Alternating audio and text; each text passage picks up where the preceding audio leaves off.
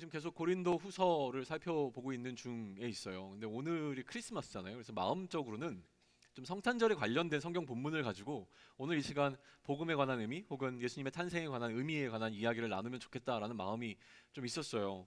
그래서 이제 어떻게 하면 좋을까를 놓고 고민하다가 사실 지금 우리가 나누고 있는 고린도후서의 본문이 약간 부담스럽기도 했던 것도 사실이에요.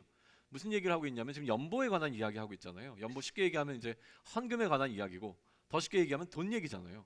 그러니까 돈 얘기를 하고 있는 과정 속에서 여기다 크리스마스의 의미를 부여한다는 것 자체가 약간 좀 무리가 있는 것 같아서 사실은 좀 피해가고 싶었던 마음이 저에겐 컸습니다. 근데 계속 어떻게 하지라는 생각을 하고 있는 중에 저에게 자신감을 갖게 되는 좀 계기가 있었는데 하나님께 다시 한번 우리가 그 전주에 나누었던 고린도후서 8장 9절 말씀을 떠오르게 하셨는데 고린도서 8장 9절 말씀 기억하십니까? 주보에도 제가 적어 놓았을 텐데 제가 대신 좀 읽도록 할게요. 이렇게 기록되어 있습니다. 고린도후서 8장 9절인데요. 우리 주 그리스도의 은혜를 너희가 알거니와 부요하신 이로써 너희를 위하여 가난하게 되심은 그의 가난함으로 말미암아 너희를 부요하게 하려 하심이라. 그때 이 이야기를 하면서 무슨 얘기를 했냐면 이게 바로 크리스마스의 참된 의미라고 설명을 드렸습니다. 우리 주 예수 그리스도의 은혜를 너희가 알거니와 부요하신 이로써 너희를 위하여 가난하게 되심은 그의 가난함으로 말미암아 너희를 부요하게 하려 하심이라라고 되어 있는데요. 이 구절을 통해서 바울은 무슨 얘기를 하냐면 예수님께서 이 땅에 오신 예수님의 탄생에 관한 이야기를 예수님께서 가난하게 되셨다고 설명을 하고 있어요. 굉장히 독특한 표현입니다. 잘 생각하셔야 됩니다. 예수님께서 이 땅에 오셨다라고 하는 것을 지금 바울은 어떻게 설명하냐면 예수님께서 가난하게 되셨다. 누구를 위하여? 우리의 부요함을 위하여 예수님께서 가난하게 되셨다라는 것으로 표현하고 있다는 것을 좀 기억할 필요가 있습니다. 근데 이 이야기를 하고 있는 게 어느 지점에 와 있냐면 연보라고 하는 이야기를 하는 그 중간에 바울은 이 이야기를 하고 있다는 거예요. 다시 얘기하면 연보를 얘기할 때에 그 연보의 밑바탕에 깔려있는 토대가 무엇이냐면 예수님께서 나심이라고 하는 게 그 밑바탕 가운데 깔려 있다는 거예요. 예수님이 이 땅에 오신 그 사건을 예수님의 가난하게 되심이라고 바라보는데 그 가난하게 되심이라고 하는 것이 지금 우리가 얘기하고자 하는 이 연보 가운데 토대가 되고 있다고 하는 것을 우리는 좀 기억할 필요가 있습니다. 그래서 예수님의 탄생을 기념하고 묵상하는 이날에 연보에 관한 이야기를 결론 맺는 것이 유익한 줄로 믿습니다. 나중에 가게 되면 9장 마지막에 등장하는 세 개의 절이 굉장히 강력한 크리스마스의 의미를 갖고 있다는 것을 우리가 같이 공감하고 나눌 수 있는 시간이 되어질 겁니다. 그 주신 마음을 좀 이제 나누고자 하는데요. 그 마음이 잘 전달될 수 있으면 좋겠습니다. 9장 1절 보실까요? 9장 1절을 다시 한번 같이 읽습니다. 자, 시작. 성도를 섬기는 일에 대하여는 내가 너희에게 쓸 필요가 없나니 라고 기록되어 있습니다. 바울이 고린도 교회 성도들에게 성도를 섬기는 일에 대해서는 더 추가적으로 설명할 것이 없다라고 이야기를 하고 있어요. 지금 여기 한동대 친구들도 와 있고 또 오래간만에 와 있는 친구들도 있기 때문에 몇 번에 걸쳐서 흐름들을 짚어보긴 했지만 오늘도 조금 더 간략하게 시켜서 배경 설명을 좀 하겠습니다. 뭘 얘기해야 되냐면 지금 바울은 고린도 교회의 성도들이 이미 성도들을 돕는 것, 다시 얘기하면 예루살렘에 있는 성도들을 돕는 일인데요. 예루살렘에 있는 성도들을 돕는 일에 관해서는 추가적으로 바울이 설명해야 될 것이 없다라는 거예요. 서로 이미 왜 도와야 되는지 잘 알고 있고 그 돕는 일에 기꺼이 동참할 것에 관해서 이미 이야기가 되어 있다라고 하는 것이죠. 이 배경적인 설명인데요. 예루살렘 회의에 관한 이야기를 해야 됩니다.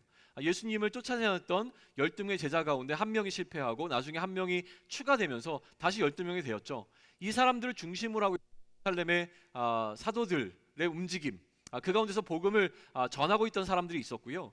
그리고 바울과 그의 동료들은 또 다른 지역에서 복음을 전하고 있었어요. 근데 이 두 그룹 사이에 미묘한 갈등 관계가 있었던 것 같습니다. 서로를 향하여서 무언가 좀 복잡한 마음들이 있었던 것 같은데 이 부분을 풀기 위해서 예루살렘에 거점을 두고 있었던 예수님의 제자들이 바울과 그의 동료들을 부릅니다. 예루살렘을 불러서 그들이 전하고 있는 복음이 어떠한 복음인지, 우리가 같은 복음을 전하고 있는지 아니면 다른 복음을 전하고 있는지에 관해서 서로 검증하는 시간을 가져요. 이야기를 나누면서 그들 가운데 우리가 전혀 다른 이야기를 하고 있는 것이 아니라 같은 복음을 전하고 있다라고 하는 것에 관한 합의가 이루어졌습니다. 그런데 어떤 거에 대한 차이점이 인정되어집니까? 같은 복음을 전하고 있지만 복음을 전하는 대상에 있어서는 차이가 있다라는 이야기를 하죠. 어떻게 해요? 예루살렘을 중심으로 하고 있었던 사도들은 누구를 향하여서? 유대인들을 향하여서 복음을 전하는 것으로 정리되었고 그 다음에 바울과 그의 동료들은 누구를 위하여서? 이방인들을 향하여 복음을 전할 것에 관해서 서로 협의가 되어진 이것이 선교의 협약이었습니다. 그리고 이제 악수하고 헤어지려고 하는데 사도들이 특별히 바울에게 부탁합니다. 이거 하나만큼은 좀 기억해 줬으면 좋겠습니다.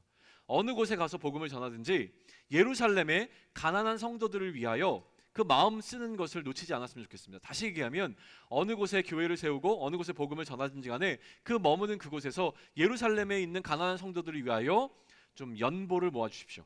헌금을 모아주십시오. 이게 바로 연보가 갖고 있는 기본적인 개념이었다는 거예요. 이거에 대해서 지금 고린도 교회도 잘 알고 있었다라고 하는 겁니다. 그러니까 성도를 섬기는 일에 관하여 설명이 필요 없었다고 하는 것은 예루살렘 교회의 가난한 성도들을 돕는 일에 이미 고린도 교회에 있었던 교인들도 동의하고 동참하는 것에 문제가 없었다라고 하는 것을 이야기하는 거예요. 그 근거가 2절에서 이런 식으로 등장하는데요. 우리 2절 함께 있습니다. 자, 시작. 이는 내가 너희의 원함을 알미라. 내가 너희를 위하여 마게도냐인들에게 아가야에서는 1년 전부터 준비하였다는 것을 자랑하였는데 과연 너희의 열심이 퍽 많은 사람들을 분발하게 하였느니라. 고린도 교회는 이미 이 일에 동참하고자 하는 원하는 마음이 있었습니다. 다시 얘기하면 자원하는 마음이 있었다고 하는 것인데요. 그 필요를 인정하고 그 일에 동참할 동기부여가 될 만큼 충분히 그들 안에서 설득이 이루어져 있는 상태라고 하는 겁니다. 그런데 이처럼 고린도에 있었던 교인들 마음 가운데 예루살렘 교회 성도들을 돕는 일에 동기부여가 되어 있다는 사실은 굉장히 고무적인 일이었던 것 같아요. 그래서 바울이 다시 마게도냐 지방을 갔을 때에 이 아가야 지방에 있었던 고린도 교회들에 관해서 굉장히 자랑을 했습니다. 마게도냐 지방은 어디라고 했습니까? 고린도 교회가 있는 윗지방, 북쪽 지방이었어요.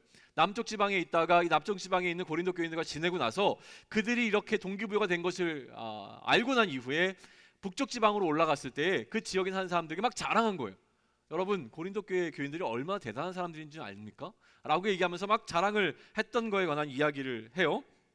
그래서 그 이야기를 하는데 이전에 바울이 고린도 교회를 방문했을 때 그리고 고린도 전서를 통하여서 바울이 고린도 교회에 부탁한 연보하는 방식이 있었어요. 그 방식을 고린도전서 16장에는 이렇게 기록하고 있는데 제가 주보에도 기록해 놓았습니다. 한번 참조하십시오. 16장이 뭐라고 하냐면 성도를 위한 연보에 관하여서는 이렇게 하라라고 얘기합니다. 바울이 갈라디아 교회에게 부탁한 방식 그대로 고린도 교회도 할 것을 요청하는데요. 매주 첫 번째 날에 한 주를 시작하면서 첫 번째 날에 각 사람의 수입에 따라서 일부를 모아서 그것으로 연보를 삼으라라고 하는 거예요. 다시 얘기하면 바울이 언젠가 다시 한번 고린도 교회를 방문할 텐데 그때 바울이 방문하니까 이제 바울 선생님이 오셨대. 그러니까 지금부터 우리가 바울 선생님께 드릴 예루살렘으로 가져가기 위해서 바울 선생님께 드릴 금액을 이제 막 모아보자 막 이렇게 하는 것이 아니라 바울 선생님이 오기 전에 매주 정한 그날에 일정 금액을 계속 모아놓자는 거예요. 미리. 그 방식을 이야기를 한 거예요. 그래서 그렇게 모아두었다가 내가 고린도 교회를 방문하게 되면 여러분들 가운데서 인정되어 있는 어떤 한 사람, 인정된 일꾼 한 사람을 뽑아서 그 사람으로 말미암아 그 모아진 연보를 가지고 예루살렘으로 갈 수 있도록 그렇게 하자라고 이야기를 했어요. 그리고 만약에 필요하다면 여러분들이 선택한 그 어떤 한 사람이 예루살렘으로 이 연보를 가지고 떠날 때에 필요하다면 나도 그 사람과 함께 동참할게 라는 이야기를 전해준 것이 고린도전서 16장에 나오는 이야기라고 하는 거예요. 그래서 이 권고에 따라서 고린도 성도들이 흔쾌히 이런 방식으로 연보를 모으기를 결정한 게 너무나 분명해 보입니다. 바울은 이렇게 결정한 고린도 교회를 비롯해서 아가야 지역의 성도들의 결정을 마게도냐 지역의 성도들에게 자랑한 거였어요. 그리고 이러한 고린도 교인들의 연보를 향한 헌신은요, 마게도냐 지역에 있었던 많은 성도들에게 도전이 되었던 것이 분명하고 자극이 되었던 것이 분명합니다. 그래서 바울이 이렇게 표현해요. 과연 너희의 열심이 퍽 많은 사람들을 분발하게 하였습니다 라고 기록하고 있다는 거예요. 타인의 열심이 나를 분발하게 되는 상황을 우리는 자주 경험하게 되어집니다. 다른 사람이 열심을 내고 있는 그 모습에 도전을 받아서 우리도 열심히 하게 되는 모습을 보이게 된다라고 하는 거예요. 특히 연말연시가 더 그렇지 않습니까? 연말연시는 뭐 하는 때입니까? 한 해를 반성하고 내가 왜 이렇게 못 살았나 반성하고 또 한 해는 좀 잘 살아봐야지 라는 각오를 하는 시기 아닙니까? 제 개인적으로 고백을 하자면요, 나이가 들수록 사실은 매해마다 뭔가 이제 작정을 하고 결단을 하게 되어지는데 이전보다는 나이가 들면 들수록 그 한 해에 제가 결심했던 것들을 잘 지켜내는 것 같아요.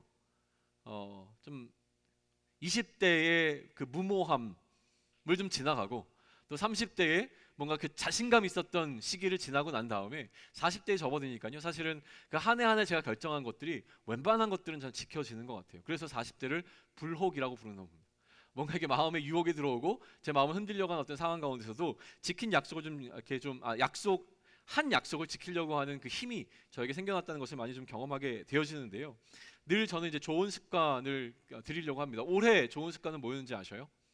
한번 얘기했던 것 같긴 한데 좋은 습관 가운데 두 가지가 있었는데 하나는 약속을 하게 되어지면 그 약속을 미루지 않으려고 결단한 거였습니다. 그러니까 누군가 약속을 했다면 일이 바빠지게 되면 사실 약속을 미룰 수 있거든요. 미안한데 약속이 이렇게 해서 미루어야 될 것 같아 라는 이야기를 참 쉽게 했었는데 웬만한 어떤 질병의 문제라든가 아니면 특별한 상황이 아니라면 한번 약속한 것을 끝까지 지키려고 최대한 노력을 했었습니다. 뭐 다 지킨 것은 물론 아니에요. 그럼에도 불구하고 제 마음 가운데 이런 마음이 들어온 거죠.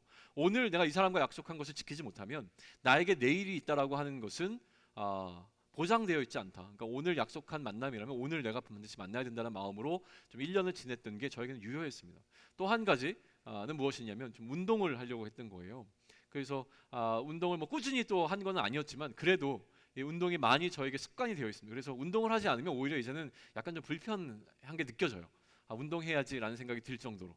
운동을 해야 되는데 막 못하는 이런 개념이 아니라 하면 훨씬 더 상쾌한 정도가 되었으니까 아마도 이 운동하는 것이 저에겐 잘 습관이 되어진 것 같아요.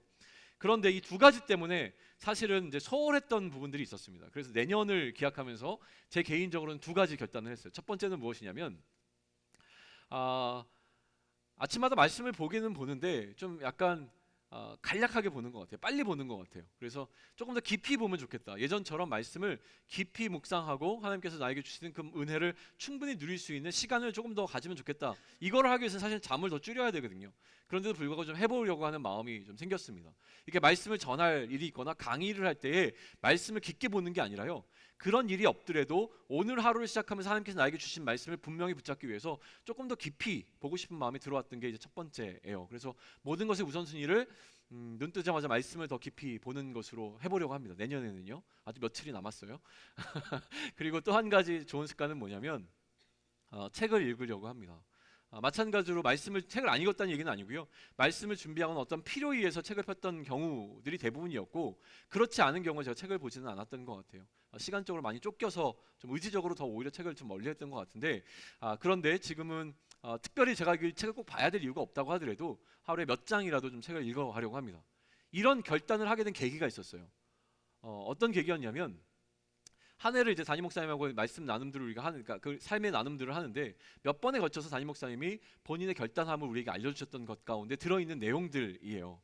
그러니까 담임 목사님이 이렇게 스스로를 뭔가를 하려고 하는 그 모습이 저에게 도전이 돼서 저도 내년도에 그런 모습을 가지면 좋겠다라고 하는 결단을 하게 된 거죠. 제가 얘기했을 때는 뭐 그냥 그렇게 듣다가 담임 목사님이 한 거라니까 약간 또 나도 해보고 싶은 마음이 들지 않습니까? 뭔가 교회의 목사님들 이렇게 한다는데 나도 내년에는 말씀 좀 읽어봐야지 혹은 책 좀 읽어봐야지 이런 결단이 들어온 사람들 있잖아요. 그 사람들은 뭘 한 겁니까? 다른 사람들의 열심을 통해서 도전받은 거예요. 이게 공동체가 갖고 있는 유익입니다. 서로가 갖고 있는 마음들을 나눴을 때 그 마음들이 서로에게 도전이 되어지는 것, 이게 공동체가 갖고 있는 유익이라고 하는 거예요. 그런데 문제는 뭐냐면요. 그래서 이렇게 마음을 나누고 났더니 여러분 가운데 몇 사람이 저를 찾아왔습니다. 목사님, 저도 책 좀 읽을래요. 우리 독서 클럽 만듭시다. 북쉐어링 좀 하시죠. 당장 모여요. 매일 월요일 밤마다 모이시다. 막 으쌰으쌰. 뭐 분위기가 막 연초에 막 일어나요. 막 책도 막 살래요. 막 이러면서 막 사람들이 막 한 10여 명이 모였어요. 그런데 문제는 뭡니까? 시작은 했는데 나중에 막 연락이 오는 거죠. 목사님 오늘은 회사에서 야근이 있어서 오늘 몸이 안 좋아서 오늘 페이퍼를 내야 돼서 막 이러면서 한 사람 두 사람씩 빠지면서 처음 연초에 우리가 마음먹었던 그 결단들이 흐지부지 되어집니다. 연말이 되었는데 한 1년이 지나고 나니까 연초에 막 우리가 열심히 해서 기도합시다 막 말씀 읽읍시다 뭐 책 읽읍시다 막 이랬던 결단들이요. 연말에 가게 되면 사라져버린 것들이 꽤 있다고 하는 거예요. 바울이 걱정하는 것도 그겁니다. 고린도 교회는 분명히 바울이 가서 설득을 했어요. 우리가 예루살렘에 있는 가난한 성도들을 위해서 도웁시다.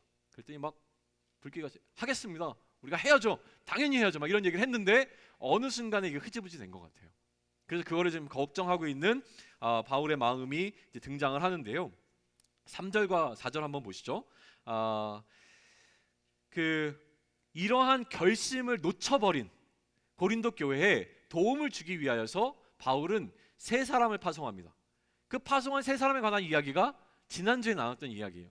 디도를 비롯한 두 형제를 고린도로 파송하지 않습니까? 그 사람들을 파송하는 이유가 잘하나 못하나 관리 감독하고 감시하려고 하는 것이 아니라 이들이 처음 먹었던 그 결심을 계속 유지할 수 있도록 돕는 역할로 이 사람들을 보냈다라고 하는 이야기가 3절과 4절에 적혀 있는데요. 제가 이렇게 읽습니다. 그런데 이 형제들을 보낸 것은 두 가지 목적이 있습니다. 첫 번째는 무엇이냐면 연보의 일에 있어서 여러분을 자랑했던 우리의 자랑이 헛되지 않았으면 좋기 때문입니다. 내가 막 여러분들이 이렇게 연보를 하고자 하는 것에서 막 결단한 것을 마게도냐에 있는 지방에 있는 사람들에게 자랑을 했었는데 그 자랑이 헛되지 않기 위함이고요. 일전에 내가 여러분에게 부탁한 방식대로 연보를 준비할 수 있도록, 다시 얘기하면 무엇입니까? 매주 첫날에 일정 금액을 모아놓을 수 있는 방식으로 여러분들이 연보를 모을 수 있도록 돕기 위하여 이 세 명의 형제를 파송하는 겁니다 라는 설명을 하고 있어요. 그 다음이 중요한데 이거예요. 어쩌면 다음에 내가 연보를 여러분에게 받으려고 고린도를 방문할 때에 지금 나와 함께 있는 마게도냐 지방에 있는 어떤 형제들과 함께 고린도 교회를 방문할지 모르는데, 이 마게도냐에 있는 형제들과 함께 고린도 교회를 방문했는데 그때 여러분들이 처음에 약속한 것처럼 연보를 하고 있지 못하면 내가 자랑했던 것이 무엇이 되겠습니까? 얼마나 민망한 상황이 오겠습니까?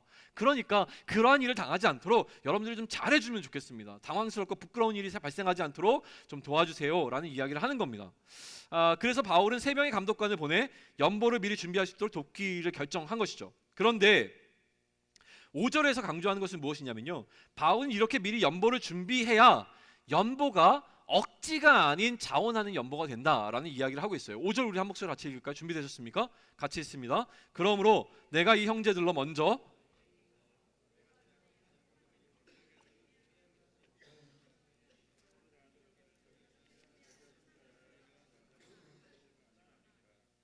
바울이 연보함에 있어서 중요하게 생각하는 무엇인가 하면 자원하는 마음입니다. 스스로 원해서 하는 것이라고 하는 거예요. 자원하는 마음을 이제 이야기를 시작할 텐데, 이 자원하는 마음을 이야기를 하면서 바울은 무엇을 사용하냐면 씨 뿌리는 자의 이미지를 보여줍니다. 씨 뿌리는 자. 6절을 보세요. 이것이 곧 적게 심는 자는 적게 거두고 많이 심는 자는 많이 거둔다 하는 말이로라 라고 표현을 하고 있어요. 자, 한번 6절을 곰곰이 한번 보세요. 자, 적게 심은 자는 적게 거두고 많이 심는 자는 많이 거둔다. 뭔가 격언처럼 들리십니까? 이게 바울이 얘기를 했으니까 뭔가 그럴싸해 보이죠. 제가 여러분이 얘기하면 뭐야 뭐 이런 반응이 나올 만한 얘기예요. 당연히 적게 심으면 적게 거두고 많이 심으면 많이 걷게 되는 게 일반적인 상식적인 이야기 아닙니까? 물은 물이고 산은 산이다. 그래서요 뭐 이런 거잖아요. 근데 제가 얘기하면 그렇지만 뭔가 다른 사람이 얘기하면 뭔가 있어 보이는 그런 느낌이 드는 거잖아요. 그렇다면 왜 지금 바울은 이렇게 매우 대단히 당연한 이야기를 하고 있는 걸까? 우리는 되짚어 질문해 볼 필요가 있는 거예요. 도대체 이것이 자원하는 마음과 무슨 상관이 있을까라고 하는 것이죠. 바울은요 지금 고린도 교회 교인들에게 단순함으로 접근하러 이야기합니다. 연보를 할 때 머릿속이 복잡하기 시작하는 수많은 생각들이 들어올 텐데 그냥 단순하게 접근하라라는 이야기를 하고 있는 것처럼 저는 들린다라고 하는 거예요. 뭐냐면 연보를 얼마나 해야 되는지, 연보의 양이나 뭐 이런 것들은 전혀 중요하지 않다라고 하는 거예요. 연보하는 것에 있어서 가장 중요하게 바울이 여기는 것은 무엇이라고요? 자원하는 마음입니다. 7절 보시고 우리 7절 같이 읽습니다. 준비되셨습니까? 자 시작. 각각 그 마음에 정한 대로 할 것이요 인색함으로나 억지로 하지 말지니 하나님은 즐겨내는 자를 사랑하시느니라. 바울은 분명히 그 사람이 얼마나 연보를 했는가라고 하는 양에는 관심이 없어요. 얼마나 많은 금액을 헌금을 했는가에는 관심이 없어요. 어디에 주목하고 있어요? 오로지 우리의 관심을 그 마음에 집중할 수 있도록 만들어주고 있다는 겁니다. 왜 그럴까요? 바울은요 연보 속에 담겨있는 비밀을 알고 있었기 때문에 그렇습니다. 연보 속에는요 어마어마한 비밀이 담겨 있었어요. 그것은 무엇이냐면 하나님의 일하심이 연보 가운데는 같이 늘 동행한다라고 하는 비밀을 알고 있었던 겁니다. 8절과 9절에서 이 연보의 원리를 확장시키는데요, 우리 한 목소리로 8절과 9절 연이어 있습니다. 자 시작. 하나님이 능히 모든 은혜를 너희에게 넘치게 하시나니 이는 너희로 모든 일에 항상 모든 것이 넉넉하여 모든 착한 일을 넘치게 하려 하심이라. 기록된 바 그가 흩어 가난한 자에게 주셨으니 그의 의가 영원토록 있느니라 함과 같으니라. 자, 이 8절과 9절에서 사실 우리가 집중해야 되는 것은 무엇이냐면 은혜와 의라고 하는 단어예요. 근데 그 이야기를 하면 우리가 지금 논의하고 있는 흐름 속에서 너무 깊어지고 이렇게 이야기가 방만해지는 느낌이 들어서 여기서는 우리가 주목해보자 하는 것은 무엇이냐면 넘치는 이라고 하는 거예요. 넘치게 하신다, 넉넉하게 하신다, 넘치게 하신다는 것에 좀 주목해보세요. 넘치게 하시고 넉넉하게 하는 것은 누구냐면 하나님께서 하시는 일이라고 하는 것을 놓치지 않고 지나가면 좋겠다라고 하는 거예요.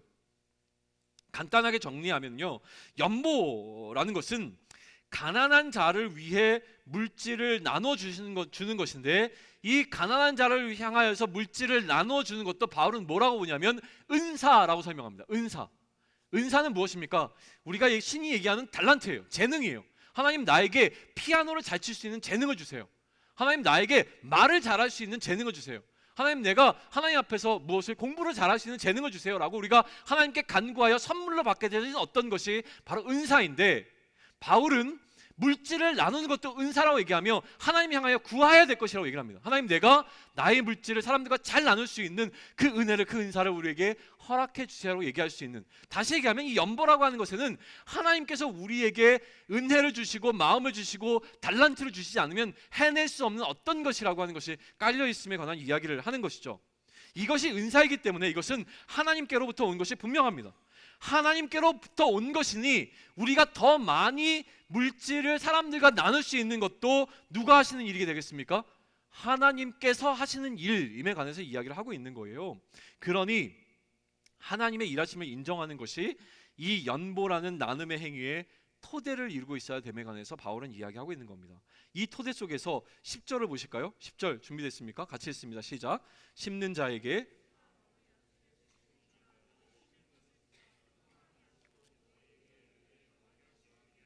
아멘. 10절을 잘 보셔야 됩니다. 10절이 딱 우리의 마음입니다. 우리의 모든 물질을 나눔에 있어서 가장 우리의 마음을 잘 표현하고 있는 게 바로 이 10절이에요. 10절을 잘 보세요. 바울은 연보와 기부나 혹은 나눔이라고 하는 어떤 이 개념을 심는 자의 어떤 이미지 속에서 설명을 하고 있어요. 심는 자를 등장시키고 있는데, 이 심는 자, 농부라고 하시죠. 이 농부가 늘 마음속에 걱정하고 고민하는 가장 심각한 고민거리는 뭔지 아세요? 내가 갖고 있는 씨 중에서 얼마를 심을 것이고, 얼마는 팔아서 수익을 낼 것이고, 얼마는 내가 먹은 데 쓸 것인가 라고 하는 거예요. 생각해보면 우리가 갖고 있는 씨라고 하는 우리의 물질을, 이 중에 얼마를 내가 이웃들과 나눌 것이며, 이 중에 얼마를 내가 쓸 것이며, 이 중에 또 얼마를 우리가 투자할 것인가, 이런 것들에 대한 고민으로 우리의 일상을 살아가는 그 모습이 바로 이 심는 자의 모습과 동일하다라고 하는 거예요. 근데 여기에 바울은 굉장히 큰 원리를 제공해 주는데요. 한번 보셔요. 심으면 아주 단순한 원리예요. 심으면 풍성하게 하시는 것은 하나님의 몫이라고 하는 것을 이야기해요. 그게 보이세요? 심는 것과 의의 열매라고 하는 것인데, 10절을 제가 다시 한번 읽습니다. 심는 자에게 씨와 먹을 양식을 주시는 이가 너희 심을 것을 주사 풍성하게 하시고 너희 의의 열매를 더하게 하시리라라고 되어 있어요. 자, 복잡한 마음이 들 수 있습니다. 우리에게는 어떻게 하면 연보를 더 할 수 있지? 어떻게 하면 우리가 연보를 조금만 할 수 있을까라는 고민도 있을 수 있어요. 혹은 이렇게 많은 것을 이웃들과 나누고 나면 나는 어떻게 먹고 살지? 이런 생각들이 들어오는 복잡한 마음이 있을 때 바울이 제시하는 그 원리는 무엇이냐면 일단 해라는 거예요. 사실은 자원하는 마음으로, 기쁨으로 네가 할 수 있는 만큼만 일단 한번 해봐라는 거예요. 그러면 누가 일하신다고요? 하나님께서 일하신다는 겁니다. 하나님께서 네가 일단 얼만큼의 금액을 하느냐가 중요한 것이 아니라 자원하는 마음으로, 기쁜 마음으로 이 일에 동참하게 되면, 하나님이 일하심에 너의 어떤 것을 드리면 그것을 풍성케 하시는 분은 누구시라고요? 하나님이시라는 거예요. 내가 갖고 있는 씨이든 아니면 그 씨앗을 통해서 맺게 되는 열매이든 어떤 것인지 그것을 더하시는 분은 누구시라고요? 하나님이라고 하는 겁니다. 그러니까 하나님의 일하심을 경험하려면 우리는 일단 동참해야 됩니다. 어떻게 해요? 자원하는 마음으로, 그리고 시작했으면 역시 기쁜 마음으로 흐지부지하지 말고 그 일을 끝까지 감당해내라는 이야기를 하고 있는 겁니다. 여기서 바울은 우리에게 묻고 있습니다. 여러분이 우리가 본질적으로 믿고 있는 것이 무엇인지에 관한 질문을 던지고 있는 거예요. 우리는요, 믿는 구석이 항상 필요해요. 믿는 구석이요. 여러분들의 믿는 구석은 뭐예요? 그 믿는 구석이 하나님이신지를 묻고 있는 겁니다. 우리는 늘 믿는 구석을 만들어 놓는 방식으로 삶을 살아갑니다. 내 통장에요, 돈이 많으면 많을수록 믿는 구석이 있어요. 그러니까 든든해져요. 그러니까 막 사람이 믿는 구석이 있으면 세집니다, 말이.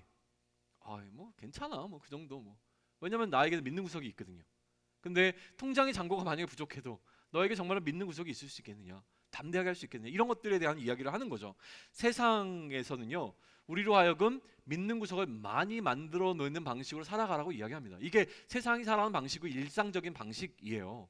여기에 대해서 우리가 사실은 뭐 거부할 이유가 없지 않겠습니까? 세상의 흐름이에요. 그런데 성경을 볼 때마다 우리 마음을 불편하게 하는 것은 무엇이냐면 그런 방식으로 살지 말라고 자꾸 이야기하니까 불편한 거예요.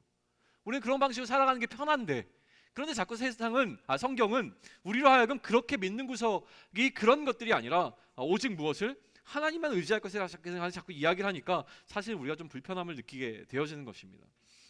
그러니 우리가 하나님을 의지한다라고 하는 것을 우리의 말이 아닌 우리의 실제로 나타낼 수 있는 방식 가운데 하나가 무엇이냐면 바로 이렇게 필요로 하는 가난한 성도를 돕는 연보라고 하는 것에 동참하는 일, 다시 얘기하면 물질 나눔을 통하여서 우리가 하나님을 의지하고 있다라고 하는 것을 나타낼 수 있도록 돕게 되어지는 것이 이 연보 가운데 담겨있는 의미인 것입니다.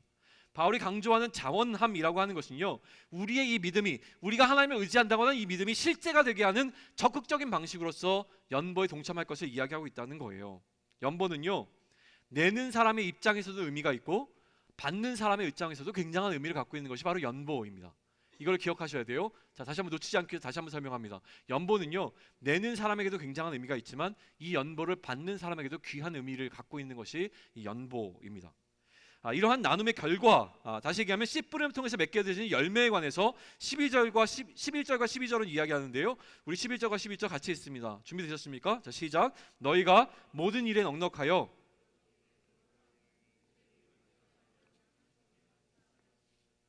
이 봉사의 직무가 성도들의 부족한 것을 보충할 뿐 아니라 사람들이 하나님께 드리는 많은 감사로 말미암아 넘쳤느니라. 자, 바울에 따르면요, 나눔이라고 하는 것은 이중적인 의미를 갖고 있습니다. 첫 번째는요, 가난한 이의 부족함을 채워주는 것이고요, 또 다른 것은 하나님께 감사하도록 만드는 겁니다.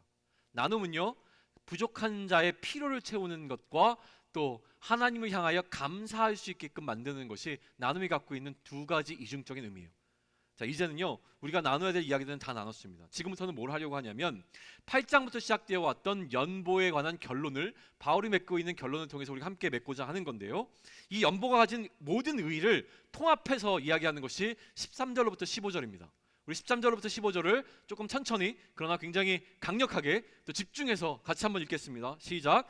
이 직무로 증거를 삼아 너희가 그리스도의 복음을 진실히 믿고 복종하는 것과 그들과 모든 사람을 섬기는 너희의 후한 연보로 말미암아 하나님께 영광을 돌리고 또 그들이 너희를 위하여 간구하며 하나님이 너희에게 주신 지극한 은혜로 말미암아 너희를 사모하느니라. 말할 수 없는 그의 은사로 말미암아 하나님께 감사하노라. 이거를 이제 여러 가지 의미를 넓게 설명드릴게요. 첫 번째, 이 연보에 대해서 강조하는 바울의 모습을 통해서 약간 정치적인 의미를 부여할 수도 있습니다. 이렇게 해석하는 학자들도 상당히 많아요. 정치적인 의미를 부여하면 이렇습니다. 자, 연보에 동참한다는 것은 무슨 의미를 갖고 있습니까? 고린도 교회 교인들이 연보에 적극적으로 동참한다는 것은 정치적인 의미가 담겨 있어요. 어떻게요? 생각해 보세요. 이 고린도후서를 시작하면서 우리가 많이 이야기 나눴던 것인데, 고린도 교회 안에 있었던 어려움은 뭐였습니까?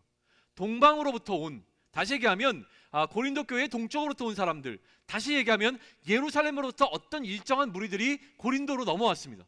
이 사람들이 했던 것이 무엇이냐면 바울의 사도의 그 권위를 손상시키는 거였어요. 바울은 막 이런 사람이래 저런 사람이래, 바울은 이런 우리 리더가 아니야, 막 이런 얘기를 하면서 사람들을 혼란하게 만들었고, 거기에 마음을 빼앗겼던 사람들이 고린도 교회 교인들이었습니다. 그런데 지금 바울이 고린도 교회 교인들에게 연보할 것을 강조하는 이유는 무엇이냐면, 이 연보하는 게 언제 결정되었습니까? 아까 얘기했던 예루살렘 회의에서 결정됐습니다. 이 예루살렘 회의가 갖고 있는 결정적인 의미는 무엇이에요? 바울과 12명의 사도들이 전하는 복음이 다른 복음이 아니라 같은 복음이라는 사실을 서로 인정했던 회의였어요. 다시 얘기하면 예수님으로부터 바울이 받은 사도의 권위를 예수님과 함께 했던 제자들이 인정하는 사건이 일어났던 것이 예루살렘 사건이었습니다. 그리고 그들 가운데 맺었던 협약이 무엇입니까? 단 하나, 이것만 기억해 주세요. 어느 곳에 가든지 꼭 연보를 해주세요. 그러니 고린도 교회 교인들이 바울을 향하여 연보에 동참한다고 하는 것은 그 예루살렘 회의를 통하여 바울이 사도의 권위를 갖고 있다는 것을 인정하는 것에 근거를 두고 있습니다. 그러니까 정치적인 의미를 여기에 부여할 수 있는 거예요. 더 중요한 것은 무엇이냐면 여기에 교리적인 의미와 교회론적인 의미가 담겨 있습니다. 먼저 교리적인 이야기를 한번 하시죠. 무엇이냐면 교리적으로는요, 성경의 교리적으로는 복음은 다른 복음이 존재하지 않습니다. A 복음과 B 복음과 C 복음이 존재하지 않아요. 복음은 한 가지밖에 없습니다. 다른 복음은 없나니라고 이야기합니다. 그러니 하나의 복음만 존재하고 있다는 것은 무엇입니까? 예루살렘 교회도 확인했던 것이 무엇이에요? 바울과 제자들이 다른 복음을 전하고 있는 것이 아니라 하나의 복음을 전하고 있다는 것인데, 자, 여러분 다시 한번 묻습니다. 복음이란 무엇입니까? 크리스마스의 의미가 복음입니다. 크리스마스는 무슨 의미를 갖고 있어요? 예수님께서 그리스도로 오셨다라고 하는 것이 기쁜 소식이고, 그게 바로 크리스마스의 의미이자 복음이 되어지는 겁니다. 그러면 같은 복음을 갖고 있다는 것은 무엇이에요? 그토록 그들이 메시아로 기다려왔던 그리스도가 오신 사건인데, 그 오신 그리스도를 오신 예수님을 그리스도로 인정한 사건. 그러니까 다른 복음이 아닌 이유는 무엇입니까? 그들이 모두 인정하고 있는 그리스도가 누구라는 사실이에요? 예수님을 그리스도로 인정하고 있다라고 하는 것이 같은 복음이 되어지는 겁니다. 예수님을 그리스도로 인정하고 있다라고 하는 것이 그런 의미에서 교리적으로 굉장한 의미를 갖고 있습니다. 여기에 교회론적인 의미를 부여하면 이렇게 돼요. 자, 그러면 예수님을 그리스도로 인정한다는 것은 무엇이에요? 예수님을 우리의 삶의 왕으로, 선지자로, 제사장으로 인정한다는 것이잖아요. 그 예수님께서 우리의 유일한 왕이 되어주셔서 우리를 죄와 사망의 나라로부터 건져내어서 어디로? 하나님 나라로 이끌고 가시는 유일한 왕이라는 사실을 인정하는 것이 예수님을 그리스도로 인정하는 사건 아닙니까? 그거를 인정하지 못했던 유대인들이 예수님을 어떻게 해요? 참남하다며 십자가에 달려 죽게 만든 사건이 있었던 거 아니에요. 그런데 우리가 고백하는 건 무엇입니까? 그 예수님께서 그리스도라는 사실을 인정하는 거예요. 예수님을 그리스도로 인정한다는 것은 그 예수님이 우리의 주인 되어 주신다는 것을 인정하는 것입니다. 교회론적으로 얘기하면 그 예수님께서 우리의 머리가 되어 주신다는 것을 인정하는 겁니다. 교회의 머리는 여러 개가 될 수 없습니다. 교회의 머리는 유일하게 하나밖에 없고, 그것이 바로 예수님입니다. 그러니 이 예수님을 머리로 인정하는 사람들, 예수를 그리스도로 인정하는 그리스도인들은 누구냐면, 같은 머리를 갖고 그 머리, 한 머리 가운데 모든 몸의 각 지체를 이루고 있는 이들이 바로 우리이고, 그 몸을 가리켜서 교회라고 부르는 것이죠. 이게 교회론적인 의미라는 거예요. 그러니 우리는 모두 그 교회의 각각의 지체를 이루고 있는 자들이라고 하는 겁니다. 몸에 지체된 우리들입니다. 누구는 손일 것이고 누구는 발일 거예요. 누구는 입일 겁니다. 그런데 여기에 놀라운 의미가 담겨 있다고 얘기했습니다. 어떻게 해요? 손은 자기 자신을 위해서 일하지 않습니다. 발도 자기 자신을 위해서 일하지 않아요. 입도 자기의 필요를 위해서 내가 세상에서 가장 멋있는 입이 될 거야 라는 방식으로 일하지 않습니다. 몸의 모든 지체는 어떻게 일하냐면 몸이 필요할 때 움직입니다. 몸의 필요를 위해서 일하는 게 이 몸의 지체들이 갖고 있는 일함의 원칙이라고 하는 거예요. 단순히 예루살렘 교회의 성도들만을 위해서 이야기하는 것이 아니라 13절에 보게 되면 바울은 그렇기 때문에 이 개념을 확대시키는데 모든 사람에 관한 이야기를 해요. 예루살렘 교회를 위해서 다른 목적을 위해 연보를 거뒀는지는 알 수 없지만 이들 가운데는 언제나 준비되어 있던 것이 있었어요. 누군가를 위해서, 우리가 그리스도라고 하는 예수님을 그리스도로 인정하는 단 하나의 머리만 갖고 있다면 우리는 각각의 우리의 몸의 지체들을 위해서 서로가 봉사할 수 있고 섬길 수 있는 준비가 되어 있어야 된다는 겁니다. 오늘도요, 캄보디아 선교를 위해서 떡 판매를 했는데 완판됐습니다. 왜 그렇게 했겠습니까? 떡이 필요해서 라고 하는 이 원색적인 의미를 좀 차치하고 필요하지 않아도 사신 분들이 계시단 말이에요. 의미가 있었으니까요. 왜요? 캄보디아에 있는 다른 성도들을 돕고자 하는 마음이 거기 담겨 있다고 하는 겁니다. 교회란 그런 거예요. 그게 바로 교회에 갖고 있는 의미라고 하는 겁니다. 저는 이 시간 여기에다가 성탄의 의미를 좀 더 부여하면서 목회적인 결론을 내리고자 합니다. 연보라고 하는 것은요, 은사의 어떤 대표적인 걸로 지금 바울은 다루고 있는 거예요. 은사는 연보뿐만이 아니라 굉장히 많은 것들이 있습니다. 물질을 내는 것도 은사로 우리에게 주신 것이지만 어쨌든 은사의 나눔에 관한 이야기를 하고 있는 거예요. 그러니까 은사 나눔이라고 하는 것은 우리에게 주어진 어떻게 보면 하나님께서 주신 선물과 같은 것인데, 우리가 우리에게 주신 이 은사, 우리의 재능을 다른 사람들과 나누는 것. 다시 얘기하면 우리의 다른 성도들과 나눌 수 있는 이유는 무엇이냐면 하나님께서 그러한 방식으로 일하시기 때문에 그렇습니다. 하나님의 성품이 거기 담겨 있는 거예요. 하나님께서는 즐겨내는 자를 사랑하신다라고 오늘 본문에서 이야기합니다. 왜 그러냐면 하나님께서 기본적으로 주시는 자이기 때문에 그래요. 하나님은 늘 주시는 분이세요. 무엇을 주셨습니까? 세상을 창조하시고 이 세상을 우리들에게 주셨습니다. 또한 우리에게 예수 그리스도를 내어주셨고요. 또 죄사함과 부활과 생명이라고 하는 것을 우리에게 허락하신 것이 바로 하나님께서 우리에게 주시는 방식이라고 하는 겁니다. 제가 늘 강조해왔던 고린도후서 4장 5절에 보게 되면 무슨 내용이 담겨 있습니까? 바울의 사역의 대원리가 담겨 있죠. 자기 자신을 전파하고 자랑하는 방식으로 사역하는 것이 아니라 바울이 자랑하고자 했던 두 가지는 무엇입니까? 그 예수 그리스도가 우리의 주인 되었다는 사실이 너무나 감격스럽고 그것이 가장 자랑거리가 되는 것이죠. 너의 주인은 누구이니? 물질이니? 좋겠다. 너의 주인은 누구이니? 명예니? 좋겠다. 그러나 내가 자랑하는 것은 나의 주인이 바로 예수 그리스도라는 사실이야 라는 방식으로 그의 사역의 원칙을 삼았던 것. 또 하나는 무엇입니까? 그가 주인 삼은 예수 그리스도가 우리에게 주신 명령이 있었는데 그것은 무엇이냐면 다른 사람들의 종되라고 하는 겁니다.